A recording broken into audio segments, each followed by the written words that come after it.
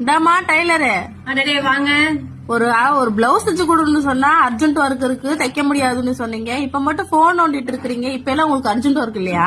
எங்களுக்கு urgent work இருக்கதா செய்யுது, இல்லேன்னு யாரு சொன்னா? ஆனா நாங்களும் மனுஷனுங்க தானே, பொழுதுனிக்கு தைச்சுக்கிட்டே இருந்தா எங்களுக்கும் வந்து கை காலு கழுத்து எல்லாம் வலிக்கும்ல. அதனாலதான் கொஞ்சம் ரிலாக்ஸ் பண்ணிக்கலாமேன்னு போன் பாத்துட்டு இருந்தேன். இதுல என்னமா? உங்களுக்கு என்னப்பா, மிஷின்ல உட்காந்தாலும் வருமானம் வருது, பத்தாததுக்கு வீடியோ வேற போடுறீங்க, மாசம் 1 லட்சம் 2 லட்சம் சம்பாதிக்கிறீங்க. நீங்க ராஜா வீட்டு கண்ணு குட்டித்தான். அடடே ரொம்ப கம்மியா சொல்றீங்களே. எப்படி மிஷின்ல உட்காந்தாலே வருமானம் வருது? நான் வேணா எந்திரிச்சுக்கிறேன், நீங்க வேணா உட்காந்து தைச்சிட்டு வருமானத்தை எடுத்துட்டு போங்க.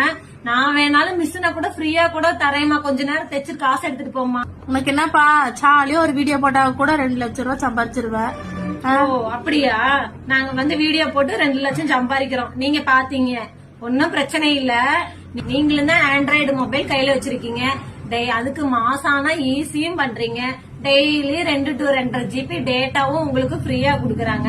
அப்புறம் என்ன, நீங்க முகத்தை காட்டி வீடியோ போட மாட்டீங்க. ஆனா நாங்க முகத்தை காட்டி வீடியோ போட்டோம்னா தேடி வந்து சொல்றது பாத்தீங்களா?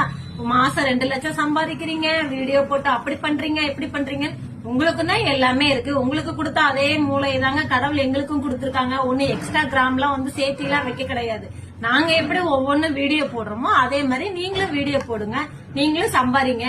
சத்தம் இல்லாம சொல்றேம்மா. போன வாரம் தான் போயிட்டு 2 கிரவுண்ட் இடத்த பின்னாடி வாங்கிட்டு வந்தேன். யார்ட்டையும் சொல்லிடாத. சொல்ற பின்ன என்ன, நீயும் 4 கிரவுண்ட் 5 கிரவுண்ட் வாங்கிடலாம். சும்மா வந்து அடுத்தவங்களை குறை பேசிக்கிட்டே இருக்க கூடாது என்னைக்குமே, புரியுதா? அதாவது நான் 5 லட்சம் 50 லட்சம் சம்பாரிச்சாலும் அதுல உங்களுக்கு தரப்போறது இல்ல. நீங்க 50,000 1 லட்சம் சம்பாரிச்சாலும் எனக்கு தரப்போறது இல்ல.